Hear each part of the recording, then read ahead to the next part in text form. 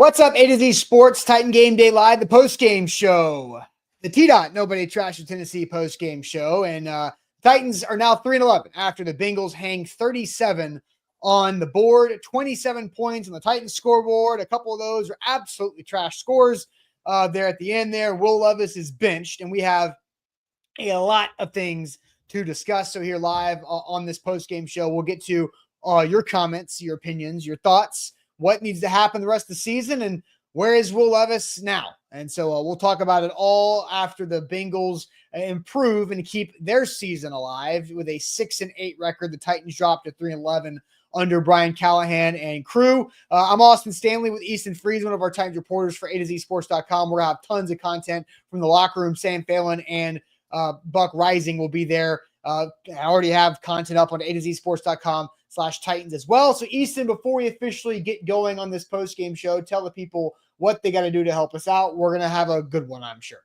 Guaranteed. Yeah, guaranteed good one. That's right. And it would be a great one if all of you watching with us live would help us out by hitting that like button on YouTube, on Facebook. It's the thumbs up button below our faces there on your computer screen or on your phone screen. Help us out. Thumbs up, like the show. Jump in the comments too on YouTube, on Facebook. Got a lot of spicy talk flying in the chat here. Got a lot of told you so's. Got a lot of how are they going to defend him now in the chat. Got a lot of we were called Levis haters because we're Vols fans. Look at us now.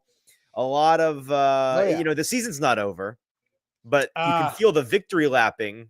The season is technically, definitionally not over. No, There are more the football Titans games season is not over. There might be one person's season might be over. Well, and that's what we're going to talk about. But there's something about this game that you maybe wouldn't necessarily know by just looking at the score, right? 27-37. Okay, Right. You lost to a better offense. Sure, it's Joe Burrow, it's Jamar Chase. It's going to happen to you. And yet, everybody can kind of feel it. Even for everybody from the strongest Levis supporter to the strongest Levis detractor, I can feel the harmony starting to happen amongst the Titans fan base. I think there's a moment of reckoning here for us all to join hands once again and move forward together. Whatever that forward may look like, how ugly it may be, how dark that valley may be that we are about to tread upon, we will be doing so hand in hand. And that's what we should focus on today. Yep. So make sure you hit that like button. Long story short, but let's do it officially. Welcome to A to Z Sports, our Titan post-game show here live on Facebook, YouTube, and Twitch. I'm Austin Stanley with Easton Freeze, one of our Titans reporters for A2ZSports.com/Titans.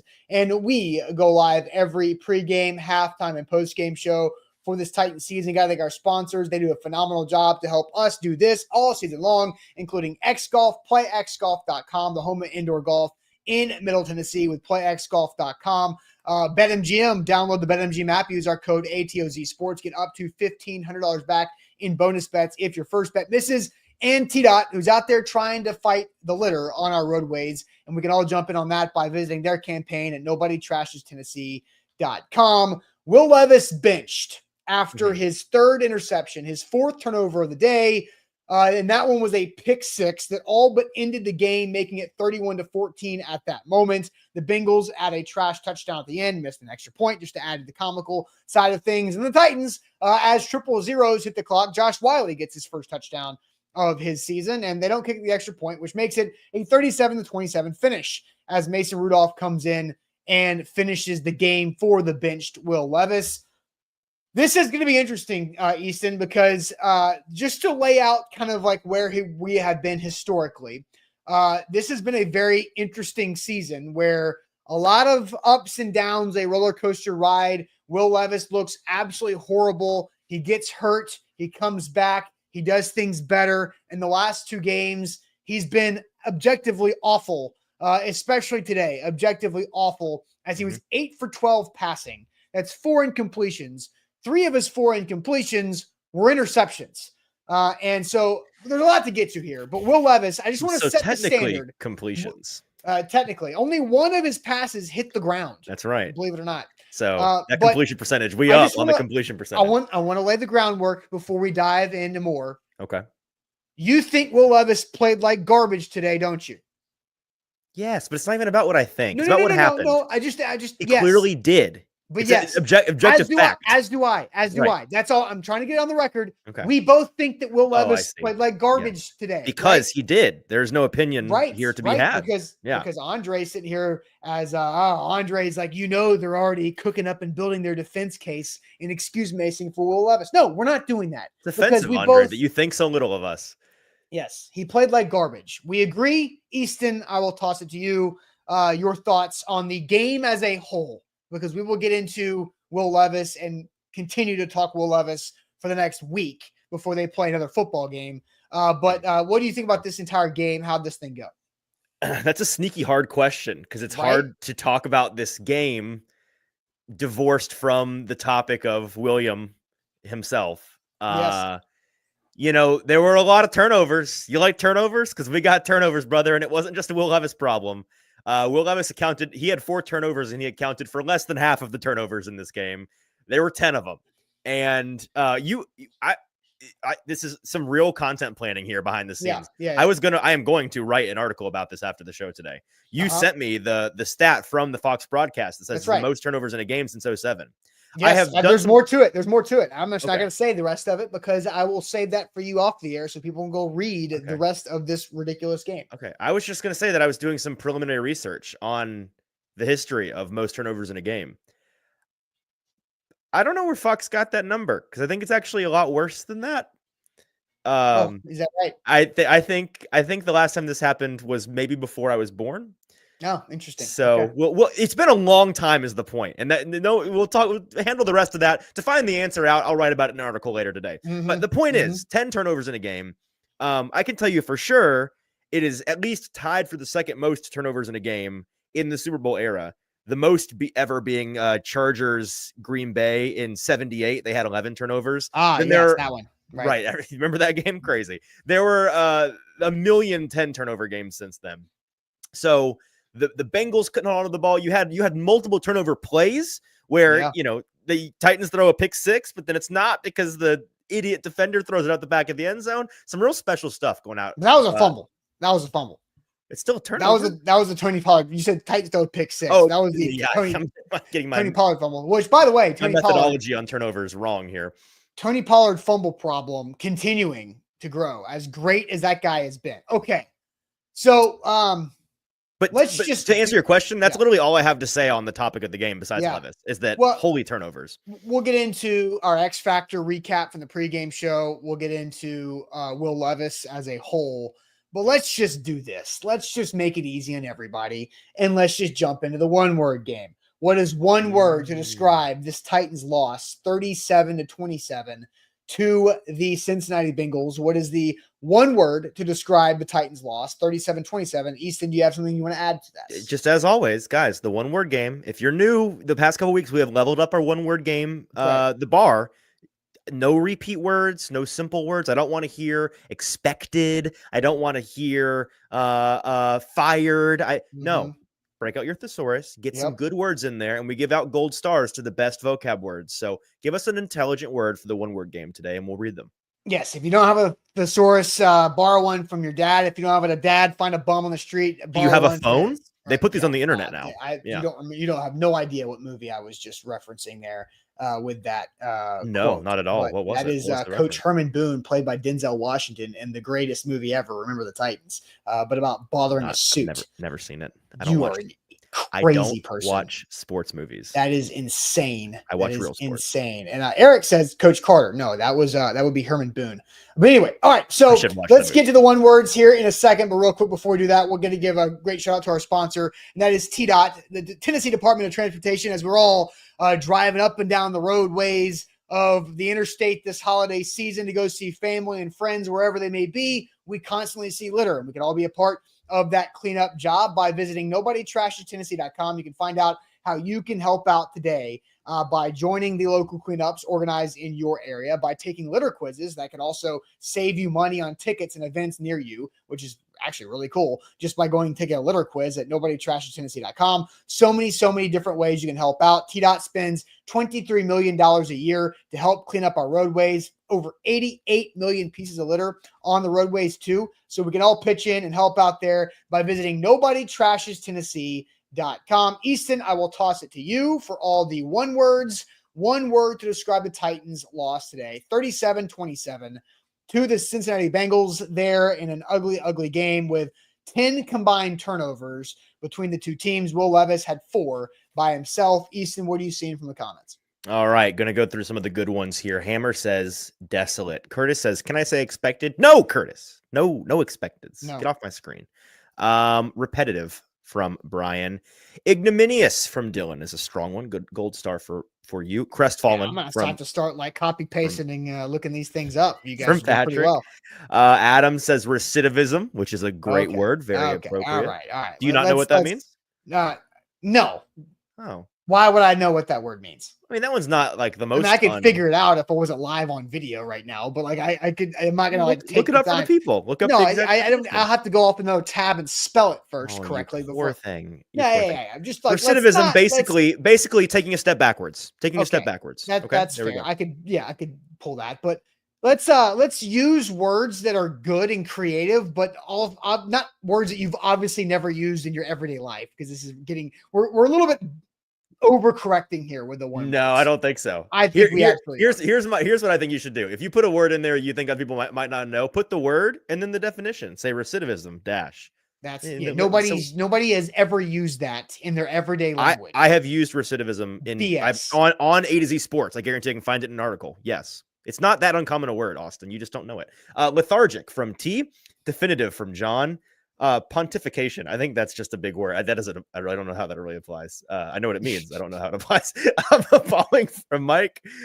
This one I didn't know. I had to look it up though. It is a good one. Climacteric, which is a word that means a critical period or event, which I think is actually very apropos for this game, because it does feel like a real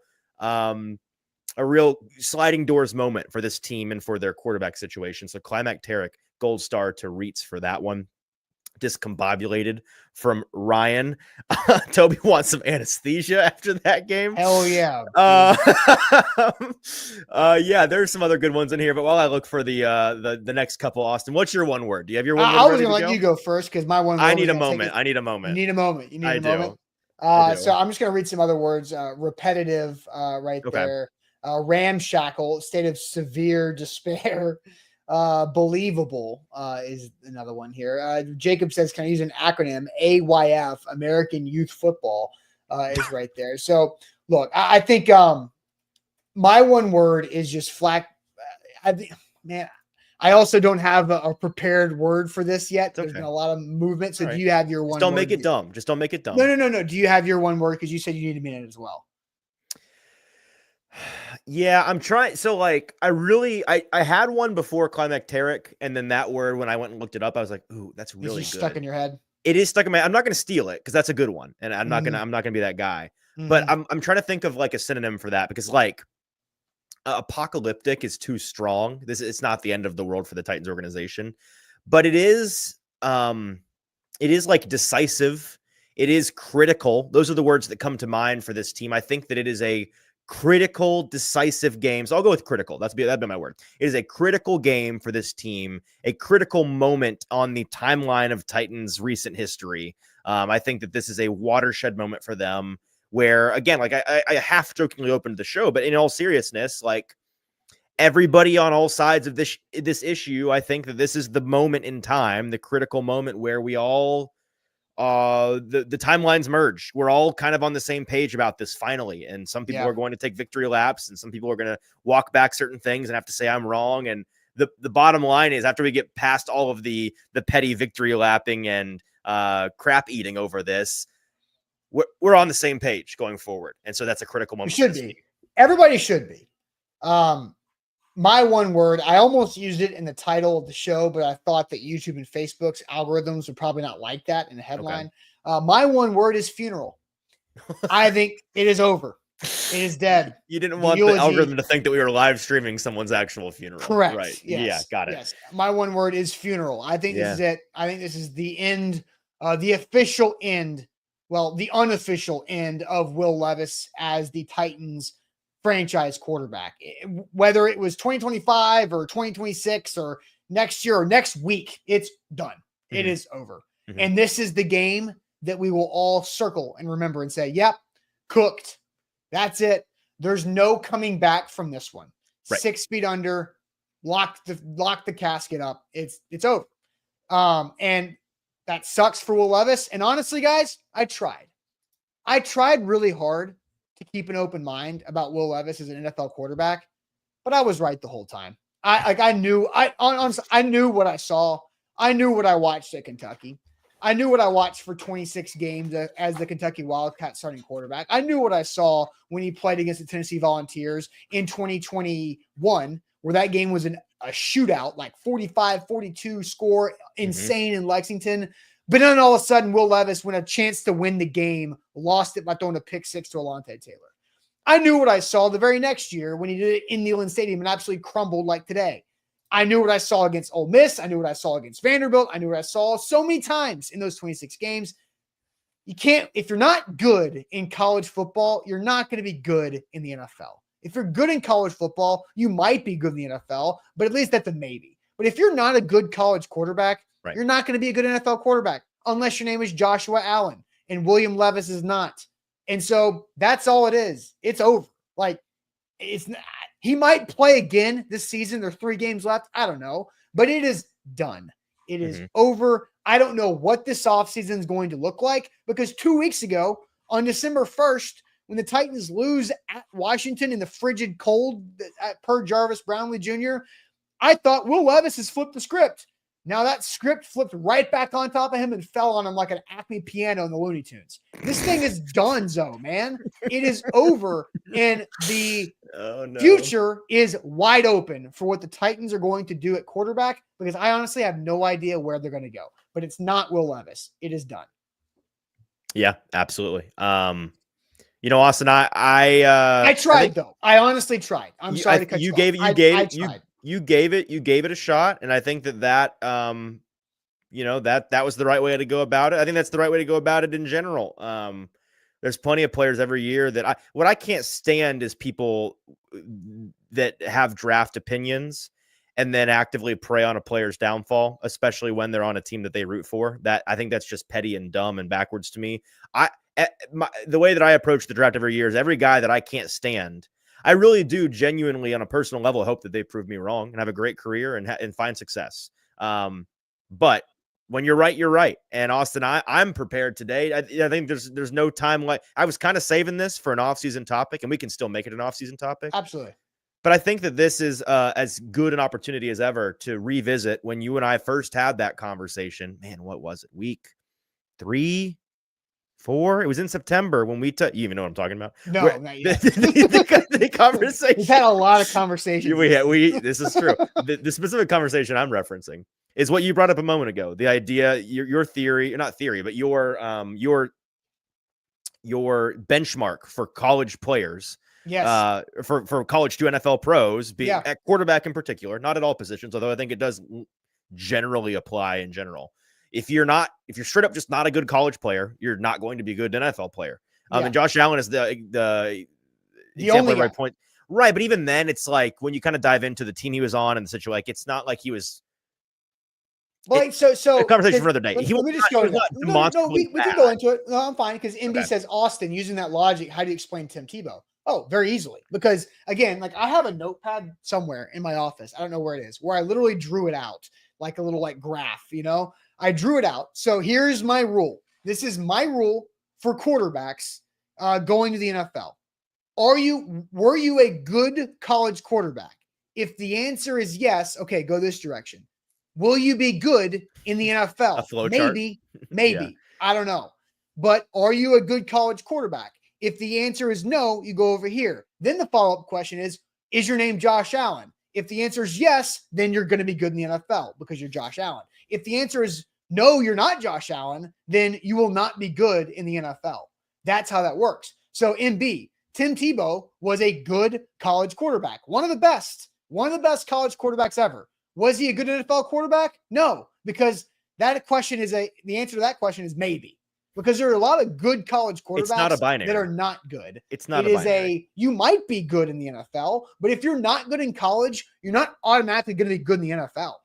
Like, who else? Mitch Trubisky, same thing. Right. Anthony Richardson, same thing. He wasn't that good in college. He Oh, wasn't. sorry. Yes. He Yeah. wasn't that good in college. He's not in the NFL.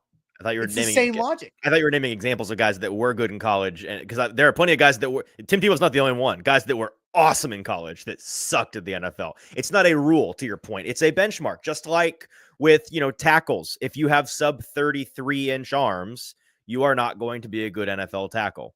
That does not mean if you have north of 33-inch arms, you are going to be a good NFL Correct. tackle. It just means that this is you must be this tall to ride the ride. And so I am willing to. We had that initial conversation on the air, and I kind of thought about it, and I was like, I pushed back. I don't really know, and hey, I said let's take it to the offseason. Let's actually do some research on this. And in the meantime, I have looked into it and considered your opinion on this. And I think you're right. I think this is the number one thing you have changed my mind on this season is this benchmark, and it is. Again, it's not all that revolutionary on paper. It's kind of a duh thing. You know what happened? It is football people. It's the same thing of what we watched last night. And I would love for you guys on your own time. Last night, the Heisman Trophy vote, right? Oh. Go watch of all the national media members who have a Heisman vote who tried to big brain themselves and say, look at who I put third. Ooh, I put Tyler Warren third, the Penn State tight end. Who gives a damn? He's not the third best, most outstanding player in the country. Dude, that's just you trying to. That's who's you the Indiana trying quarterback? Who's the Indiana? Rourke. Rourke. 2 people voted for him number 1 as their Heisman. It's people trying to prove how smart they are, and it's people trying to say, "Look at the traits, man." I'm a real ball knower. Yeah. Yes, that is what it's the same. The same person looks at Anthony Richardson and is like, "Look at that AAS score. He's the most athletic quarterback." But is he good at playing the position? No. Right. No, just like your third Heisman vote that you put up there because you do Hunter and Genty 1-2, 2-1, whatever the hell. You're just going to say, look at how smart I watch football. I watch more football than you. I'm going to put the Penn State tight end in the third Heisman vote. No, it's stupid. It's a virtue signal. It is football virtue signaling. Yeah, it 100% is. Stop making us think that you're impressive by who you voted for third in the Heisman vote that didn't deserve it. It's stupid. That is what this is. Will Levis did not deserve to be the somebody just said the ASS score, not the AAS score. So, I mean, it's just dumb. It's just like were they good at football in college? Right. As a quarterback? If the answer is no, then they're not going to be good in the NFL. Sure. And so the thing that I want to say is because this is the moment where I'm officially out on Levis as having a future with the Titans. I feel like I've kind of ridden the fence on Levis this entire time, which I don't necessarily regret, but it's hard for me to say like I was more wrong than I was right because I was kind of always on my friend Zach Lyons was on the Never Levis train. He started using hashtag Never Levis on everything. And I know you were too, but he would do hashtag Never Levis on everything. The draft day sticky note. I know you did. Not Levis, no matter what. Right. Yes. And so he would send that stuff to me privately, and then my bit back and forth with him is that I wasn't on he's like, oh, so you're on the always Levis train. I was like, no, I'm on the maybe Levis train. I've always been on the maybe Levis train. I've always been on the this could work train. And I was wrong to think that it could work because it didn't. I was not all in on it definitely working, but I was in on it possibly working, and that was wrong. And so the reason why I think some people may be, and this is fair, may be apt to go back and say, well, Easton, I was listening to you talk on this show 2 weeks ago after the Titans had played the Vikings and the Chargers and the Texans and the Commanders in consecutive games. And Will Levis looked, he wasn't the problem. He was half decent, et cetera, talking up like, look at this defensive schedule he's about to get. This is going to be the breakout for him. This is his chance. I was doing all those things. And so the reason, and so the question may be, well, how can you possibly flip in 2 weeks on him like that? And the reason is, Austin, do you watch much golf at all? You watch any golf? No. Rarely. Okay. So not anymore. Used to. Fair. So when you play if you play match play where you're winning holes instead of your score, right? Yeah. You play 1-on-1, you play 18 holes, but sometimes you see a guy finished 16-2, right? And that just means that we only played 16 holes because it was impossible for the other guy to win enough holes to come back and win. So it was cut short. Tiger Woods famously beat a guy in 9 holes because he won all of them, or in 10 holes, and he was done real early and got to go to lunch. The reason why I'm out on Levis here is because with his final 9-game stretch, we're now through 6 of them.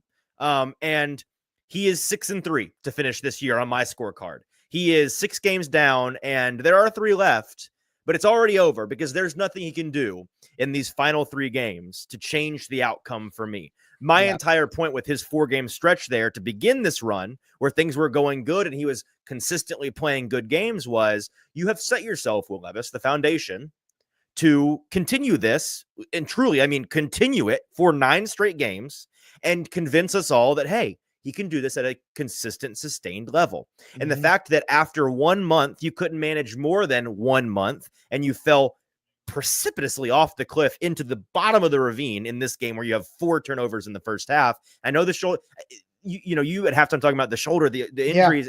Yes, but that I think that's even kind of missing the forest for the trees because it was the decision making. It wasn't his physical inability. And you tweeted it. You did tweet this. I saw you tweeted this. I tweeted it. It was decision making more than it was the actual injury.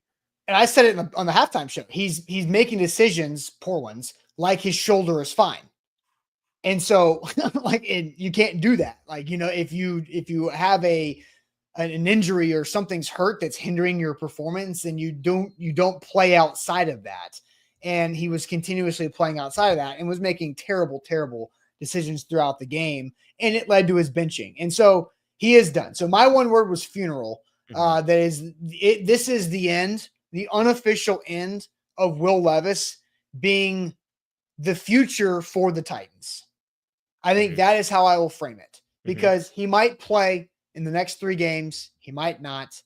I don't know what's going to happen in the 2025 roster, acquisition period in the spring. I think there's a lot that can be on the table, and today is not the time to talk about that. We've got 3 more games to watch, but it was pretty bad, right? When you've got 4 turnovers in 2.5 quarters, and Mason Rudolph has to come in. And didn't look great either. And this is not a pro Mason Rudolph show. I either. I think Mason Rudolph gave this Titans team a better chance to win football games the entire season. Will Levis had a couple moments, had a 3 to 4 week stretch where he was impressive, and then he could not sustain that. He could not allow that success to continue. I don't know why, but that's what the roller coaster of Will Levis has been this entire last 4 years. Since he became the starter at Kentucky in 2021 after the transfer from Penn State, the last 4 years has been roller coaster. And whenever you need Will Levis to make a big time play to pull you through, it doesn't really happen. And he does it against the non-conference schedule, right? He does it against the Atlanta Falcons when you're not expecting it whatsoever. He does it in Miami in a weird game, right? The Miami Dolphins game a year ago was great, but there was nothing on the line. But when there's something on the line, Will Levis doesn't pull through.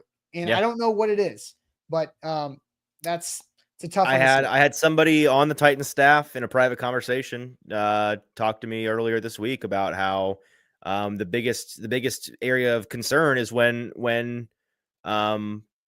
things are in times of stress, things go downhill pretty quickly for the Will Levis quarterbacking experience. And that is natural to an extent. When that stadium pulse goes up, guys tend to make worse decisions. But the mark of an NFL starting quarterback, I mean, Ryan Tannehill, for all of his foibles, extremely clutch quarterback his whole career.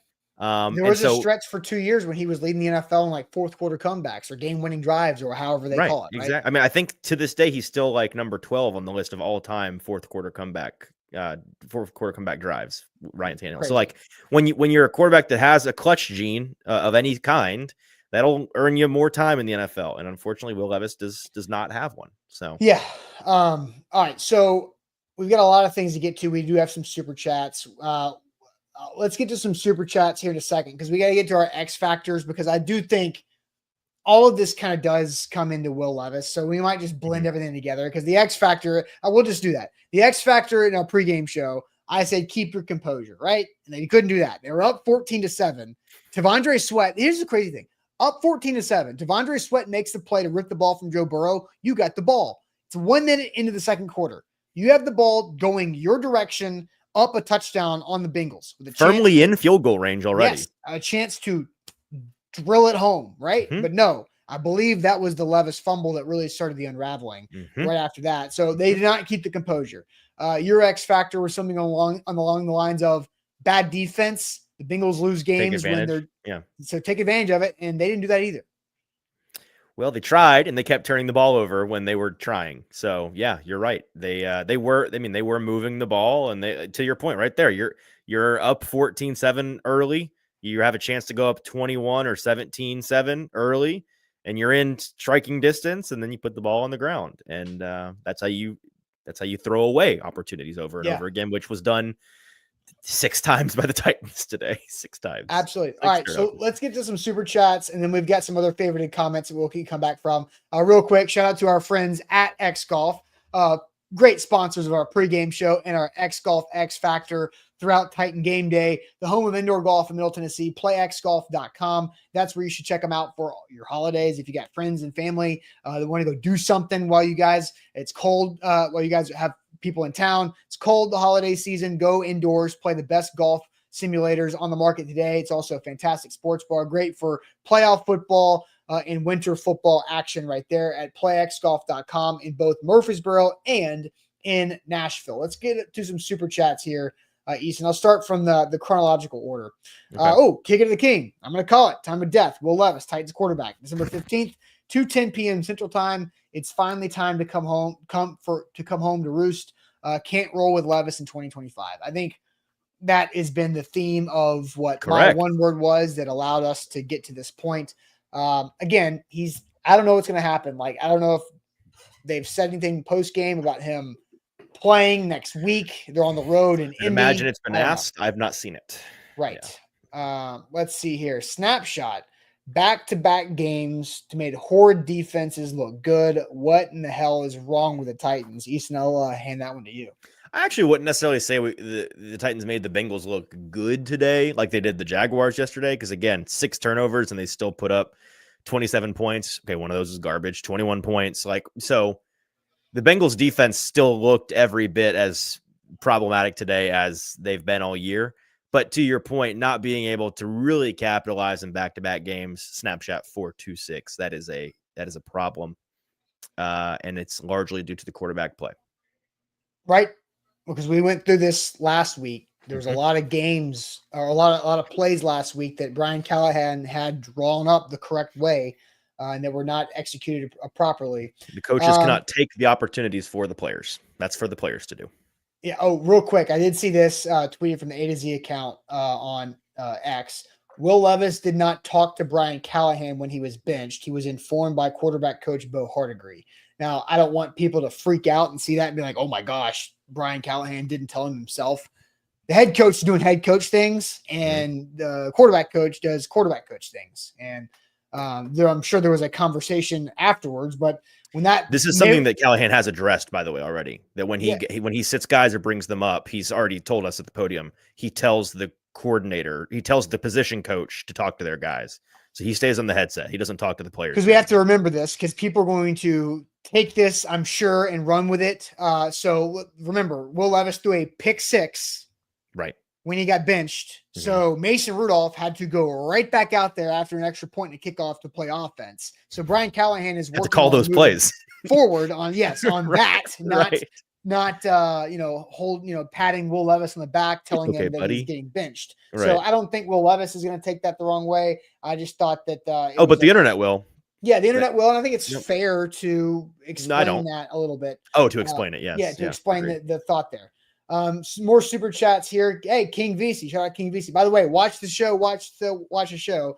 King VC says Sam lasted longer than Will Levis. Lock in and like the show. Also, shout out to the water taxi. Yeah, shout out to Nashville Water Taxi. I know they were have their boats rocking and rolling as well. So yes, as I said on October 8th, November 8th.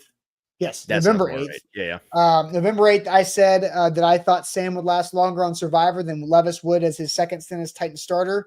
I think I'm correct as of now. Now, Levis might play in Indy, which would make that even. But it's a hilarious upset if so, because there was a moment recently when we were like, oh, well, that topic looks dumb in hindsight. No, I But thought it was a then great topic. from the Hindsight, well, foresight. it looks like it had aged poorly. It's like, oh well, this is an obvious, like, oh well, Sam never had a chance. And then from the top rope, from the rafters, the people's elbow. Operation Italy followed by Operation Turnover, right there. All right, TLG says Will Levis has the potential to be a top 12 UFL quarterback. Ha ha ha. Top 12 is so disrespectful Top too. That's 12. like, How many teams are in the not that many. I think 8? like 12. I think 8. Yeah, okay. Yeah. Brutal, man. It's really tough. All right. And me just says, I just want to point out that everything you are saying right now about Will Levis is the same thing you were saying about Malik Willis. How'd that turn out? I don't know what that is. Malik Willis is a backup, is how that turned out. He's sitting on somebody's bench.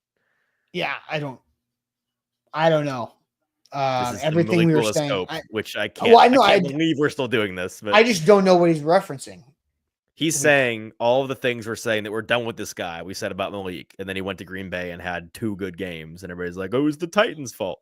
And now we're saying it about Will, and he's implying that Will's gonna, be traded to the Giants next year, and he's gonna be a Hall of Famer. Yeah, I'm sure. Big Ten Jeff slides over to his YouTube account to drop us a super chat. It says still taking Levis over Anthony Richardson because Richardson's improving. I don't want either of those guys. I was never taking Levis over AR, for the record. I was always AR over Levis, and I remain AR over Levis. I was team neither strongly in the draft. I was like being like, why? Who? What? Like the most confused I've ever been in an NFL draft was Anthony Richardson going 4th overall. I was like, what what are we watching, guys? Were you actually that surprised? Yes. What? So you weren't paying attention all draft season? Or? No, I was, but I just still didn't understand it. Like, okay, so you weren't surprised, you just didn't understand it. Yes, I still watch football players running towards the end zone and fumbling the football before they cross it. I still don't understand it. Yeah, sure. But they still do it. Like I don't get the Anthony Richardson thing. I don't want either of those guys running my football team, to be honest. None. Neither. Whatever. Kick of the King comes back, says, doesn't help this second blackout game for Tennessee folks. I don't know what that means. Doesn't help. This is the second blackout game. I guess some people in Tennessee didn't see this game. Maybe. I don't know. And then DJ says, hire Dion and trade up for Shedeur, find a way. So I think this is an interesting way to pivot into this, because I did see to the Dion part, for the record. We have gotten a lot of comments of people saying Shedeur or Sanders loading. Guys, and I'd see you also favorited a comment asking, where did it go? Ethan 10-2, guessing this is a Vols fan as well. How high of a pick could the Titans realistically get if they lose out? So the first overall pick, if all the other teams in front of them win 1 game. That's the high. Just to put that out there, people have asked me, what's the highest they can get? Still number 1. They just have to have the Giants win a game, the Raiders win a game, the Panthers win a game, and the Jaguars win a game. For each of those teams that win 1 game, you move up 1 spot, assuming the Titans continue to lose. Well, the Giants are 10-2. What? You mean 2-10? 2-12. Sorry. Good Lord. 12, That was correct. the weirdest. I don't even know. I didn't get anything right besides the number 2. Yeah. I was like, what are we talking about? I don't think my tankathon had not been refreshed in like 3 weeks, apparently. So the Giants are 2-12. They've lost 9 in a row. Yeah. The Raiders are 2-11 and have lost 9 in a row. The Titans are 3-11, currently slated to pick 5th. The good thing is you play the Jags again. The bad thing is the Jags are bad. So you control your own destiny for 1 spot. You can control your own destiny to 4. The rest require the Giants, Raiders, and Panthers winning. And I thought the Panthers had a chance to beat the Cowboys today. Going into the day, didn't happen, but there was a shot there. So I think the problem with the whole Shedeur/Sanders loading is that I don't think you're going to be in a spot for that. And unlikely right now. My opinion is if you ain't getting Shedeur Sanders, then do not draft a quarterback this in the first round. And there you go. And I also have an opinion that's loading. So I gave you what'd you call the chart? The graph that I made. What's the name of the style of graph? It's a flow chart. Flow chart. Yeah, thank you. The flow chart. Super smart. Flow chart. My flow charts and recidivism. I feel 100% locked in, guaranteed behind my flow chart on were you a good college quarterback? Yes or no? Sure. This next statement is still in the oven, but I've made it enough to put it in the oven to cook. I don't know if I have any interest in drafting a quarterback on day 2. Because if you don't believe in him enough to draft him in the first round, then why draft him on day 2? That's my current in the oven take. But it's the same reason you draft anybody on day 2. You're taking a flyer on them. I don't want to take a flyer on the quarterback position. Why? They turn into Russell Wilson and Dak Prescott and Brock Purdy. There's That's a what lot flyers of turn guys into. that there's a lot of like not good quarterbacks that are wasted picks to get good players. But it's the quarterback position. So the best process is to just shoot. You shoot for volume. I don't want to do that anymore. That is a currently baking take. Okay. Again, it's in the oven. The clock is still ticking on the baking. I have a much stronger preformed opinion on this. It might be in the slow cook crock pot. But we can talk about that. I think you're going to forget about it and burn it. I think this. And the people are like, "Oh, Russell Wilson the third, Chris Fraser." Yeah, what year was that, Chris?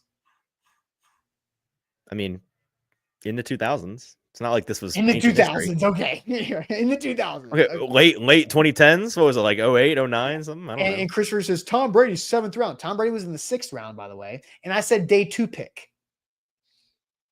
I don't think I have any interest in day 2 picks at quarterback. It all depends on who the day 2 pick is that we're talking about. But I agree. For the record, I agree with you a moment ago when you said don't draft anybody in the first round besides Shedeur. And I've been openly espousing the idea that it's a 1 quarterback draft for over a month now. But and I ran this by you the other day. There's one somebody that's the apple of my eye. There's somebody that's I'm flirting with somebody that currently is projected to be a 2nd round pick. I would bet a copious, irresponsible amount of money today that he is the highest riser in this quarterback class, and that this day 3 months from now, he is very firmly a top half of the first round pick. And for him, he might. Let's watch the playoff. Let's watch the playoff. I think the quarterback position is too important to draft a 2nd or a 3rd round pick on. But what do you think about the guy I'm flirting with? What's your opinion of the guy I'm flirting with? We will find out Saturday. More, maybe. Is it this Saturday? Holy cow, it is this Saturday. Yeah. Time flies. Oh, that's exciting. It does fly. Yeah. We're not going to say who it is, but he's one of the players playing this Saturday. So yes, he is in the I haven't asked this takeout on a date yet. That's why I'm not saying it on, but I have sent it flowers, like to the office, XOXO from anonymous admirer. That's me. And so I'm thinking about mustering up the courage to ask this takeout on a date. We might, after this Saturday, frankly, I might have to. We'll see. Yeah. And Julius says Quinn Ewers. No, that's right. It's Quinn. It's Quinn. It's not Quinn Ewers. It's Quinn. I'm all over it, baby. That beard, it just does something to me. Okay. So I'm laughing at the people saying Jalen Milroe because we point out Saturday, guys. Saturday. What is Alabama? Not in the playoffs. How about that dunk later on? All right. Okay. Do we have anything substantial? I want to. Do we need to grade the quarterback? No, we don't. We don't have to. No, we can. You ready? 3, 2, 1. Bad. F. That's a grade. You failed at grading him. How dare you? Okay. Yeah. I don't want to. I have no interest in doing that. No, Ronald's all over. By the way, it was Carson Beck. Who's also not going to play on Saturday because Georgia has a bye and he ain't playing the next game either. Carson Beck, by the way. Is that for sure? By the way, is he done? I am not reporting that. I'm just saying that I don't think Carson Beck is going to be playing football anytime soon. You are strongly speculating it. I'm strong speculating. Yes. So I do want to point out 2 guys that I think deserve some attention today in the positive way. Ooh, can I guess who they are? Well, I just almost said one, but yes. I didn't hear it. You didn't? Okay, go ahead. Is it Tajay and Chig? Bingo. Both of them. Yeah. Tajay Spears and Chig Okonkwo, I thought were the 2 best players the Titans had in the field. Mm-hmm. Offense, defense, whatever. Those 2 guys, I want to see more of. Excuse me. You want to see more on? I want to see more on the field. More of action. Right.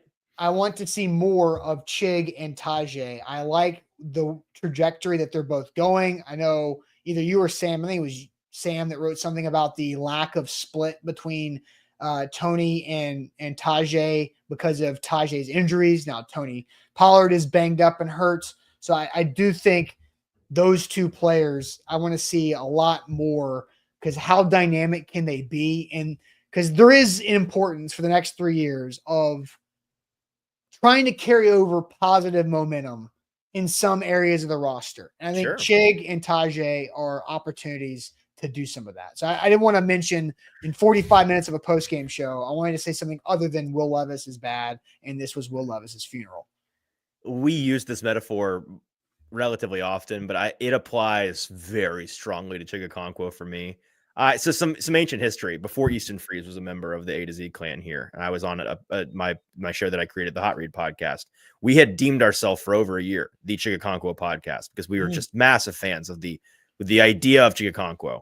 And that after that rookie year, he ended strong, and it's like, oh, sophomore year Chig, breakout, here it comes. Yeah, and it didn't come. And then last year it was kind of, and then the back 4 or 5 games of the year, Chig kind of went nuclear. And then today it felt like the beginning of that same thing where he's going to just look, because he last week too had a big week. And then, 3 weeks ago against Houston, 70-yard touchdown run. Like, he's had a couple really big stat lines in a row. Mm-hmm. And as much as I try to quit Chig, he keeps me from I'm never going to fully be able to quit Chig. And it's because of days like today. Because is he the greatest route runner? Hell no. Is he awesome at the catch point, contested catches? Not really. But brother, once you get the ball in his hands in space, I mean, you hear quarterbacks or you hear coaches talk about how we just want to get the ball in the hands of the athlete in space and then let the athlete in space win. When they're talking about that, I'm picturing Chigakonkwo. He's the ultimate. Get this guy the ball with some room to operate. And he's going to create a car crash, and he's going to put somebody in a grave on live television, and he's going to try to take his own head off in the process. It's going to be awesome. He's going to get 19 yards after the catch, and you're going to just want to run through a wall, even though the Titans are still losing by 14 points. Yeah. I love Chigakonkwo. I do. He had a couple catches today where he got rocked after him and looked really good. Now I do want to address, because somebody asked us, Ken asked us, are you guys going to address the poor coaching? And I don't know what Ken is necessarily going after, but I do want to point out the poor officiating, because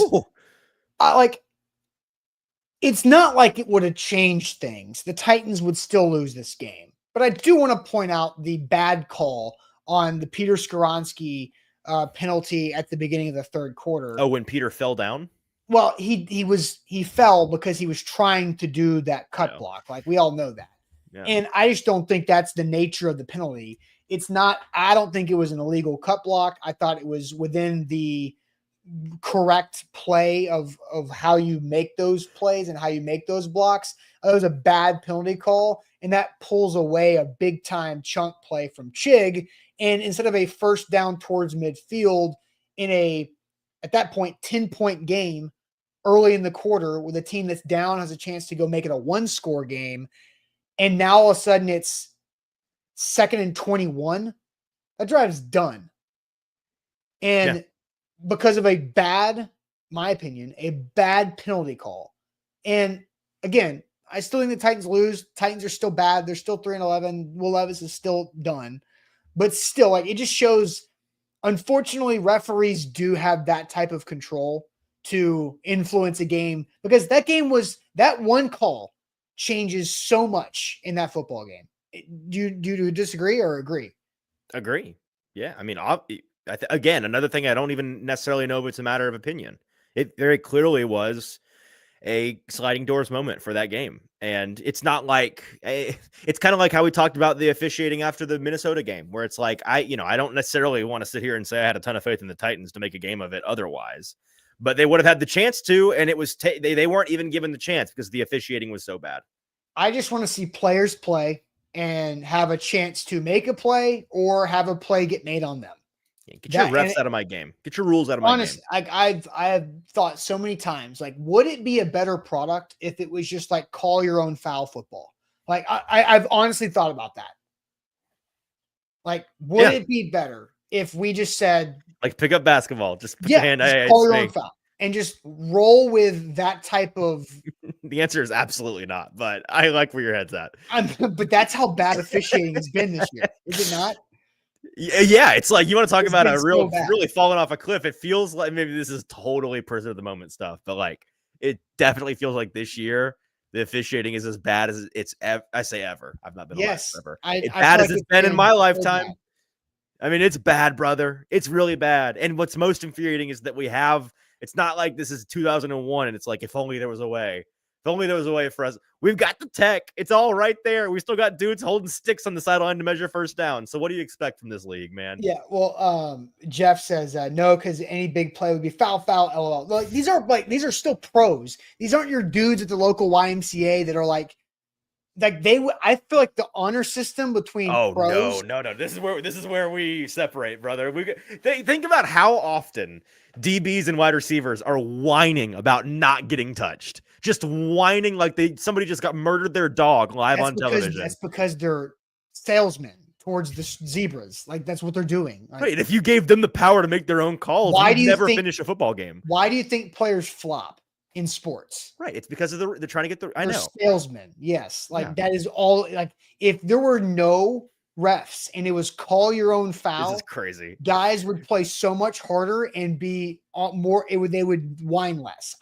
That's what happens in basketball. You're right. They wouldn't have to whine. They would just call the play. They would gleefully call the foul and not have to whine about it. And we'd have 7,000 fouls a game. We'd never finish. I don't know. And again, I know it's not realistic. You need to put this take back in the oven. No, my point is, refs are so bad this year. It's made me think this way. Like I obviously know that's not realistic or possible. Okay. That's just how bad refs have been. CW, you are acting like a weirdo right now because CW is saying Callahan is as much of a joke as Austin, and now he is calling me a Callahan. No, that's true because neither of you are a joke. CW, Austin is a Callahan bootlicker. What am I said? Yeah, you bootlicker. No, I'm with CW, Austin. Lay off of the Callahan bootlicking. It's embarrassing, frankly. And CW says gambling sponsors being official sponsor of the NFL, then we wonder why officiating sucks. No, I've got a lot of conspiratorial friends that think that same way. And CW, as silly as I think that they are, I mean, the NFL does invite it. They do invite the nonsense. So, anyways. G says Levis blows, man. Such a bummer. And like it just came across my desk, by the way, that Brian Callahan at the podium was his response to the Levis questions was, "I won't be making a definitive statement about Will Levis," which is in fact a definitive statement in and of itself. You know, it's about as definitive as you can get from a head coach. But well, I mean that's a post-game press conference answer, right?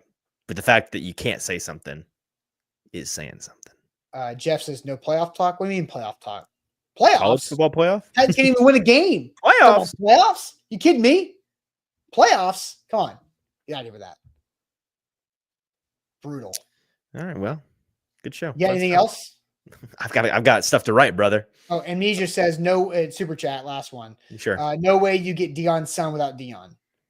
I mean, I don't think you're getting anybody named Deion, Deon, but yeah, that's the wrong Deion. But that's not how that works either. Like any team can draft Shadur Sanders or Shiloh, and Deion any team can draft Shiloh, but should they? I mean, I'm just saying, Deion's son, he didn't specify. That's true. It's a great point. Okay, that is it for us. This is for CW. Shout out to BetMGM. Make sure that you go use our bonus code ATOZ Sports. Download that BetMGM app, and you get up to $1,500 back in bonus bets if your first bet misses. Shout out to the people that took Tyler Boyd over 24.5. Man. Jamar Chase just could not get in the end zone. That was a tough one for me. Hey, but he hit all the overs. Yeah. He did not hit my over 100-yard escalator, though. That was kind of a bummer. The escalator, but no. Overall, a down day for me. So, all right, that's it for us. I know, Easton, you're going to the drawing board to write some things for AtoZSports.com/Titans. If you haven't checked it out yet, both Buck and Sam already have some things out there fresh. AtoZSports.com/Titans. That's also where locker room and post-game video will be. So check that out. Buck Rising live tonight for A to Z Sports Primetime at 7 on these same streaming channels. If you have not done it yet, please like the show. That goes a long way for us. Sam and I will see you tomorrow morning. It's not Zach tomorrow morning because Sam has to leave for Los Angeles on Tuesday morning because he's in the Survivor finale. So he will be in LA middle of the week. So Sam and I tomorrow morning talking about this Titans situation and where they're going to go at quarterback from here. And hope everybody has a great rest of your Sunday. And we appreciate all you guys for your time. And we will talk to you guys later on.